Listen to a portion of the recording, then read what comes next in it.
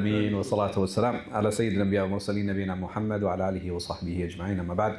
So today, inshallah, we're going to talk about muftarat as-sawm, those things that break the fast. And in general, there are three things that break the fast, like if we categorize them. What are those things? And Allah subhanahu wa ta'ala, He talks about them in the Quran. And I'm sure you guys are aware. What is the first thing that breaks the fast? Eating. Ahsanti, good. What else? Huh? Well, no. That's something that we can talk about more. Yes. Drinking. Ahsanti, good. Dang, bro. And intimacy, right? So those are the three things that break the fast. And Allah subhanahu wa ta'ala, He says, أُحِلَّ لَكُمْ لَيْلَةَ الصِّيَامِ رَفَثَ إِلَى نِسَائِكُمْ هُنَّ لِبَاسٌ لَكُمْ وَأَنْتُمْ لِبَاسٌ لَهُنَّ عَلِمَ اللَّهُ أَنَّكُمْ كُنْتُمْ تَخْتَانُونَ أَنفُسَكُمْ فَتَابَ عَلَيْكُمْ وَعَفَى عَنْكُمْ فَالْآنَ بَاشِرُوهُنَّ وَابْتَغُوا مَا كَتَبَ اللَّهُ لَكُمْ وَكُلُوا وَاشْرَبُوا حَتَّى يَتَبَيَّنَ لَكُمُ الْخَيْطُ الْأَبْيَضُ مِنَ الْخَيْطِ الْأَسْوَدِ مِنَ الْفَجْرِ ثم أتموا الصيام إلى الليل ولا تباشروهن وأنتم عاكفون في المساجد تلك حدود الله فلا تقربوها كذلك يبين الله آياته للناس لعلهم يتقون. That you are permitted to lie with your wives during the night of the fast. So this is the first thing that invalidates the fast, which is intimacy. They are garments to you as you to them. So what's interesting here, and this is just like a side note, have you guys heard this ayah before? هن لباس لكم وأنتم لباس لهن. Right? You are a garment for them and they're a garment for you. It's in the context of intimacy. Right? It's not in the context of like, oh, you have to cover your shortcomings and those things you have to do anyway.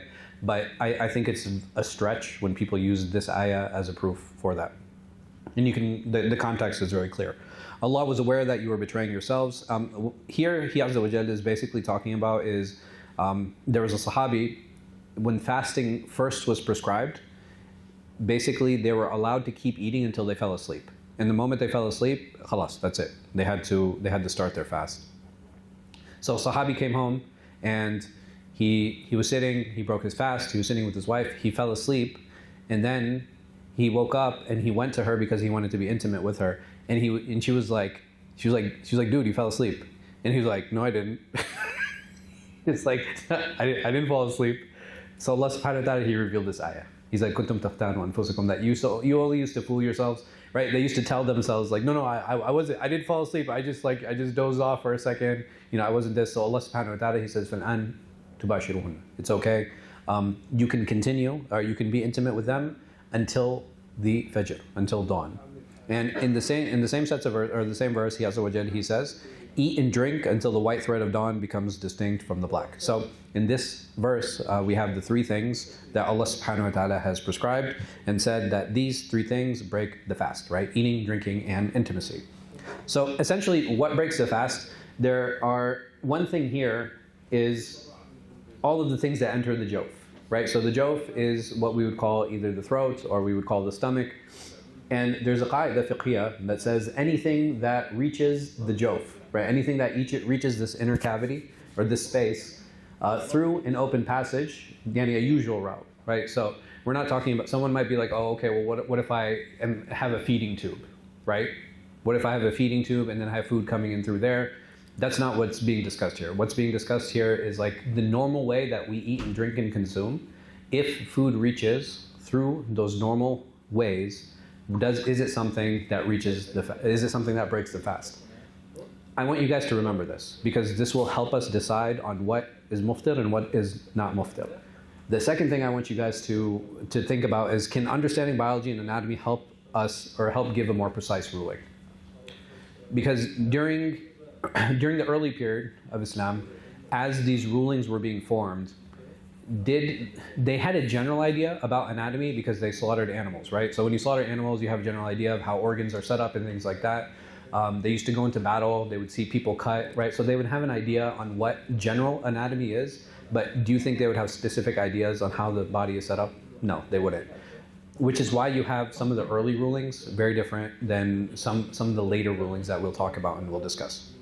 So this is what the head looks like. What are the different orifices in the head that we can have water or liquids or food enter from? All right, the mouth is one for sure. The nose is another. The ears also, and the eyes, right? So these are the four spaces when we're talking about the head, that these are the orifices that are open and have access to inside the body. Now, how the ulama deal with this is going to be related to our understanding of do all of these orifices reach the jawf? Right? Remember, that is essentially what the discussion is about, right? Do these things reach the jawf or not? So if we talk about the mouth, anything that is food or takes the place of food. So for example, if I purposely eat a pebble, right? If I'm fasting and I eat a pebble or I eat a blade of grass, these are not food, correct? Will it break my fast?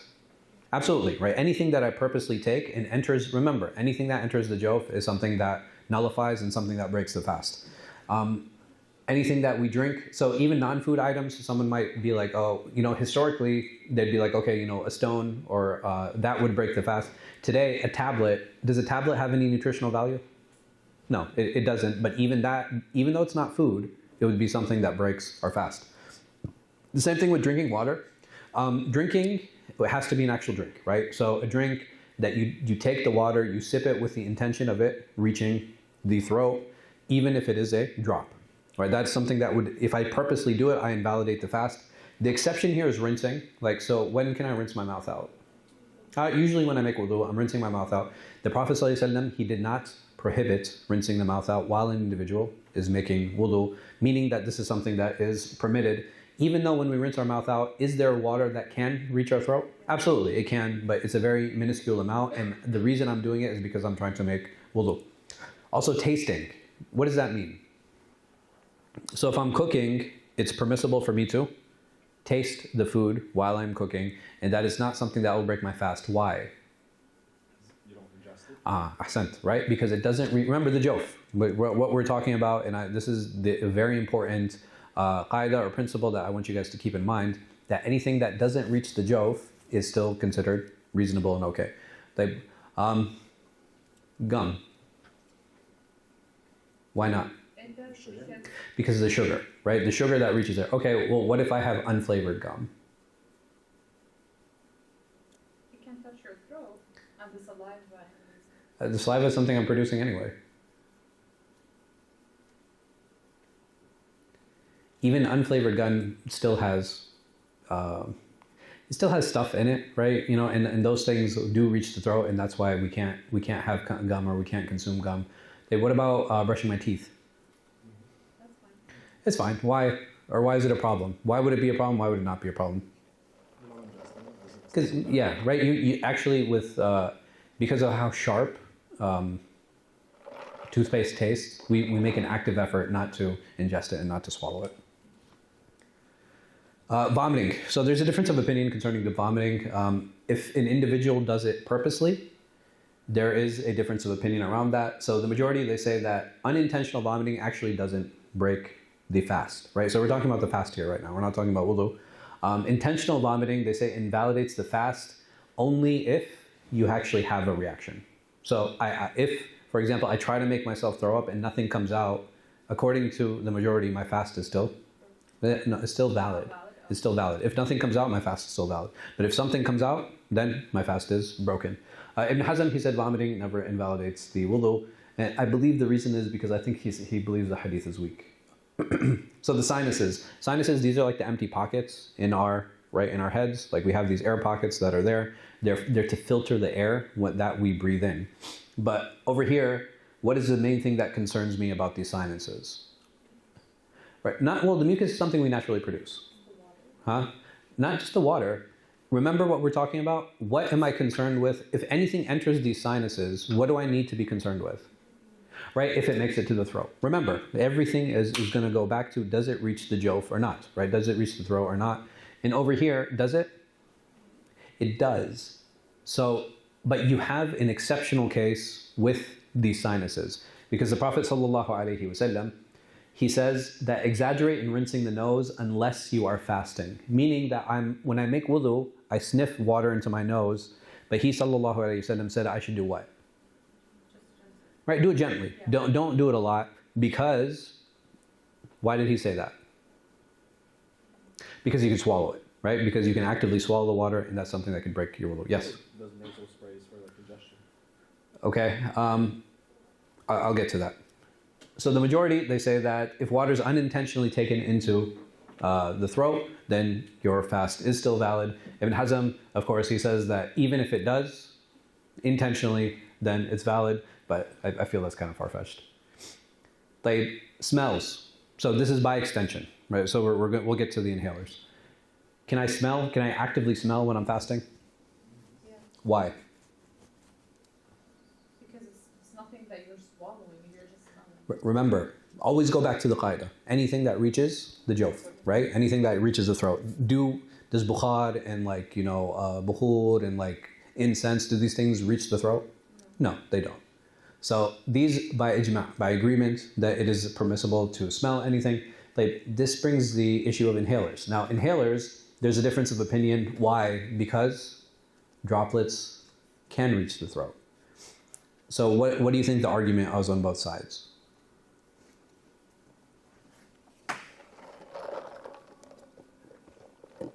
I think probably one argument is arguing that like it's to continue, like for your health or whatever.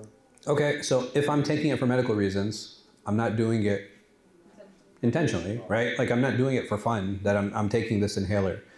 So what do they do qiyas on? They say, okay, well, I have to make wudu, and the Prophet ﷺ allowed me to inhale water when I'm making wudu. Therefore, if I have to take medicine, I'm allowed to use an inhaler. Like, what is the counter argument? But what if it's the difference between like a powder inhaler and then like a liquid inhaler? The powder inhaler is through the mouth. But the powder inhaler, you're not like swallowing it, but like the liquid, you can't swallow it.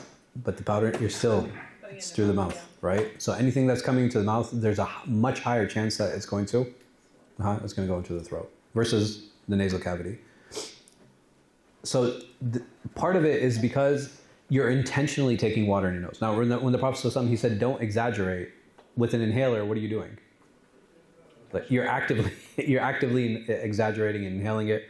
But the counter argument to that is like, okay, well, the droplets that actually enter the throat are so insignificant that it doesn't actually have a nutritional effect on the fast itself. Like, what is something that's related to this that we would draw a ruling on as well? A very contentious one. What's something else that we inhale? Like Santo. Smoke. Does smoking break the fast? Yes. Why? Because you're intentionally doing it. Okay, I'm intentionally inhaling. You're unintentionally? The inhaler, I'm intentionally doing it. But that's for medical purposes. Smoking? Well, sometimes it's only for people, it doesn't, it can help them breathe, but they won't stop breathing if they don't take the inhaler. I mean, some people might be like not able to breathe. They're having like. Some people. Do you see the point I'm making? Yeah. If I have, even Islamically, if I have an optional choice to take an inhaler because it makes it easier for me, right? We're not talking about a cure here. It's more comfortable. If you don't take the inhaler, how are you going to feel? I'm going to feel uncomfortable if I don't take it, right? I'm not going to be able to breathe as comfortably. In that situation, well, what makes it different from smoking? Huh? Smoking is completely recreational, right? Like, you don't ever have to, there's never a situation where it's like, oh, you must smoke in this situation. And the only thing that it does, like, right, it'll help you with the headache. Like, there are certain people who have, like, the nicotine addiction, which is, understandably so.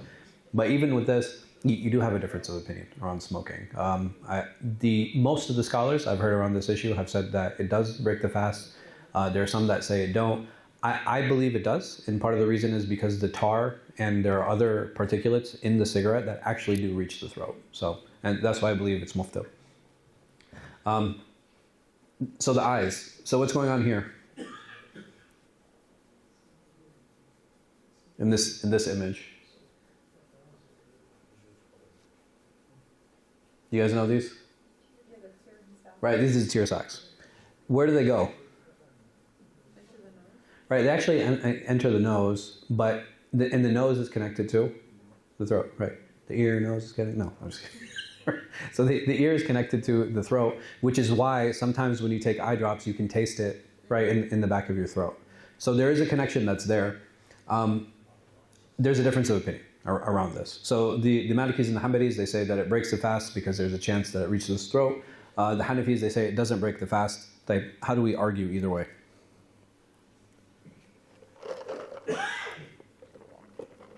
What are we arguing? Does it break the fast or not?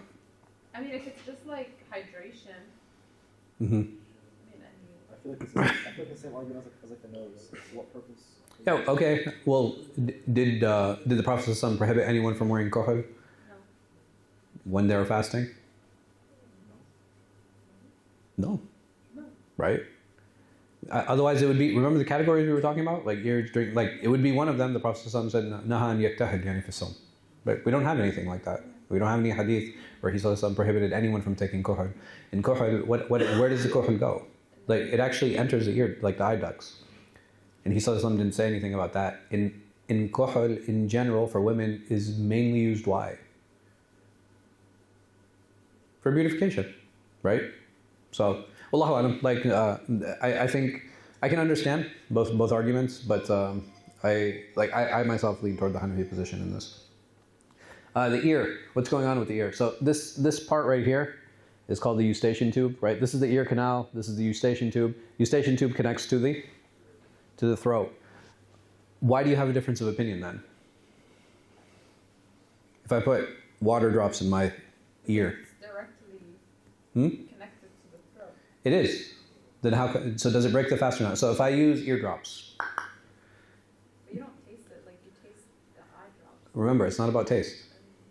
Remember? Going through the jawf, right? Entering the throat.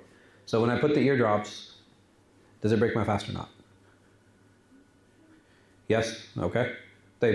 Well, some of the Shafi'is, they say no. Why? Hadahumullah.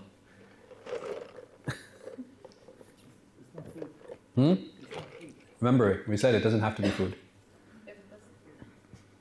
As long as it reaches the jawf. But how are you guaranteed that it's going to reach the jawf? It doesn't. You have a tympanic membrane, right? You have an eardrum here. It actually doesn't make sense to me. Like, so the majority opinion in this situation, it doesn't make sense because you have a clear barrier. Why is this called the ear canal, and then why is this called the eustachian tube? Because there's a ear membrane that separates the two places. So you guys know the eardrum? Yeah. What is the eardrum? The eardrum is just like, it's a piece of film. It's like a skin, and that's where the sound hits. That separates the outer ear from the inner ear. Do you guys know that? So even if you put water, it's not going to reach the throat. Reach your throat. Not just that. When you're on a plane, you guys know how like your ear closes. Why does that happen? Okay, we say it's the pressure. The pressure is where? In your ear. From the inner ear to the outer ear. If they were connected and open, why would there be a change in pressure? Does that make sense? So, I think the Shafis have it here. Yeah. So for the Shafis, for the eye drops, what Yeah. do they think? So you mentioned the Hanafi. I imagine they're with the majority. Usually the Hanafis and Shafis are like on the opposite end of things. I was looking for a statement. I couldn't find one, but I'm going to go back and check, inshallah. But I'm pretty sure they're with the majority on that. Injections. So there are 4 different types of injections. Amna, would you like to present on this? No? Okay. So intradermal means like right under the skin. So what is that shot where they have the bubble? There's one that's a famous one. TB, yeah. So TB is a very famous example of that.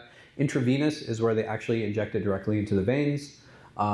Subcutaneous is like where they go a little bit deeper, and intramuscular is like, that's probably the deepest type of shot. Historically, the ulama only considered 2 types of shots. They didn't care about most of them. They only cared about intramuscular or intravenous. Like these were the only 2 that if it's not going in the vein, for them it was intramuscular. So anything that didn't hit a vein would be intramuscular for them. So intramuscular shots do not break the fast according to the majority of scholars. And the reason for that is in the past, they believed that the blood reached where? They actually believed the blood reached the jawf, right? So they believed all of these things were connected to the stomach. And whether you put food in your mouth or whether you put it into your arm, if you put it in a vein or you put it in an artery, then at some point it would reach the digestive tract. So obviously it shouldn't have nutritional value. I think that's something that's pretty clear. Intravenous, over here is where you have that the majority of scholars say that it breaks the fast. And why? Because they're like, they historically used to believe that the veins reach the jawf, right? That it reaches the digestive tract. But you have modern scholars say, okay, if it doesn't have nutritional value, it's fine. Why? How can they make that exception? Because it's not reaching the Ahsanti, right? That's exactly what it is. Remember that this is the main qaida, right? This is the main purpose of a lot of these discussions. And in this specific issue here, we can very clearly see how the knowledge of medicine has had an effect on ifta, right? Because the more information I have about something, the easier it is for me to give a more precise fatwa. I'll tell you, what about insulin? Many scholars, they say it breaks the fast. What kind of shot is an insulin shot? Is it intramuscular or intravenous? It's actually intramuscular. So why do they say it breaks the fast? Because doesn't have like There's no nutritional value. It's a hormone, right? It'll change your blood sugar levels for sure, but isn't that something that our body naturally does anyway? So if I manipulate that or not, what does that change? Something to think about. Digestive passages, so suppositories, the anal suppository, the majority of it say it breaks the fast. Why? Because they believe that that is a passage that reaches the jawf, right? I'm telling you, it's important to understand. Right? It's important to understand biology historically, right, and anatomy historically. And the Hanafis, historically, they say it doesn't break the fast. And this is actually many modern scholars, they say that any anal suppository does not break the fast.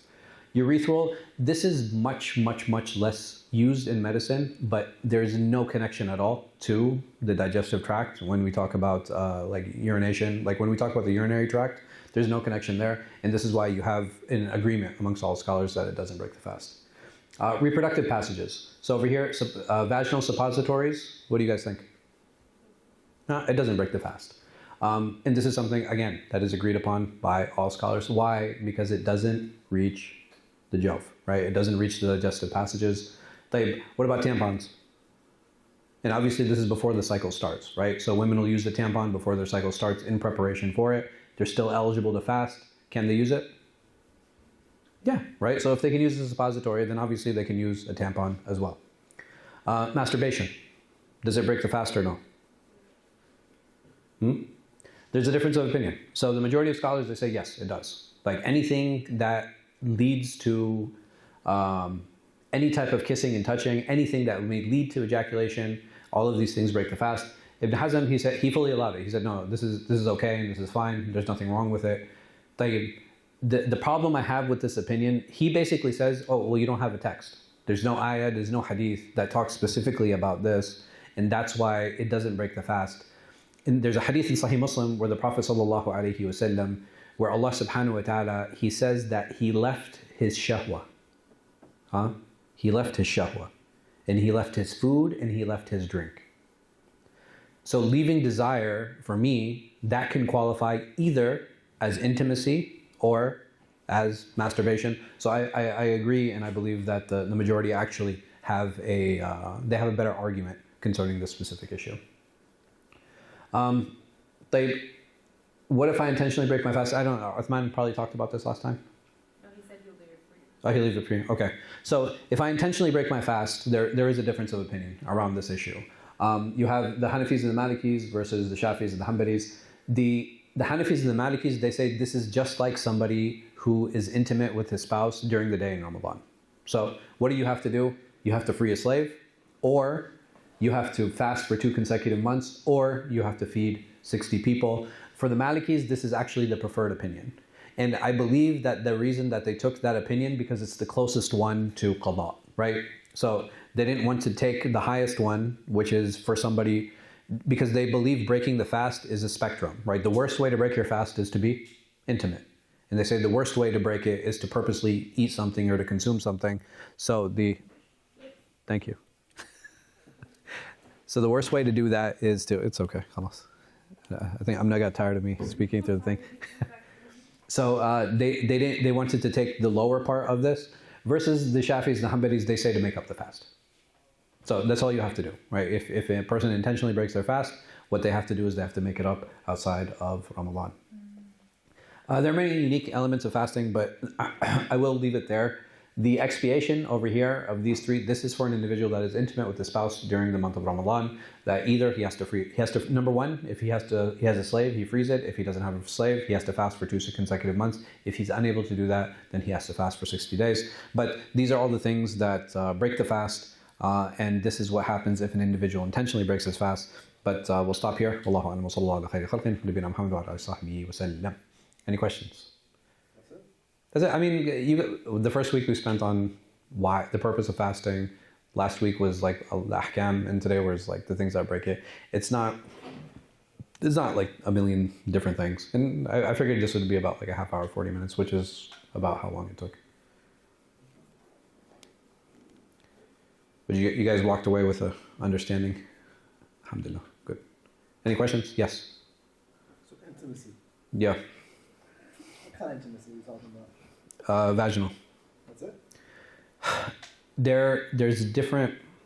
What if you hug your wife, bro? That's what I'm saying. Hugging is fine, right? So hugging is your wife, because anything that leads to ejaculation is considered a violation of the fast. Can you hug your wife? Can you kiss your wife? Yeah. Can you hold her hand? Yeah. Like all of those things are fine, but having public displays of affection is very different than being intimate, right? And the reason I use that is because I don't want to keep saying sex, right? Like I think it's very vulgar. I think intimacy is a better way of presenting it. But that's what I mean by that. But like holding hands, hugging, kissing, like all of these things are fine. But it's anything more than that'll violate the fast. Anything else? No? May Allah subhanahu wa ta'ala bless you guys. Yes, tafadhal. Make it up, fasting 2 consecutive months. Yeah. I want to complete 2. Oh man. So if I fasted like 48 days and then I missed the 49th day, it resets. But wait, is that for both men and women? There's khilaf on that too. I believe most of the madahib, they put the burden on the man. They don't put it. What did you say? So if I fast 2 consecutive months and like I'm on day 32, and then day 33 I missed it without excuse. I forgot, or like, I forgot to make intention to fast, or whatever the case might be. Then the clock resets and I have to start the 2 months again. So you should just feed 60 people. So do you guys know where this ruling came from? So there's a young man who came to the Prophet ﷺ, and he's like, "Ya Rasulullah, I've been destroyed. Like I'm done. It's over." And the Prophet ﷺ said, "Well, what happened?" He said, "Man, I went to my wife during the day." So he's like, "Okay, just free a slave." He's like, "I don't have any slaves." He's like, "Okay, fast for 2 months." And he was like, "Ya Rasulullah, I couldn't fast 1 day. You want me to fast for 2? You want me to fast for, like, I couldn't hold myself for 1 day. You want me to fast for 60? And he was like, "Okay, here, feed 60 people." He said, "Ya Rasulullah, there's nobody poorer in this valley than me and my family." So the Prophet said, he said, "Okay." He's like, "Sit down. Let's see what happens, what Allah does with you." So a man came and he's like, "Ya Rasulullah, I want to donate these dates, to the poor." So the Prophet gave him the dates. He said, "Listen, go feed your family, and that'll be enough for you." So it's actually like a really nice story.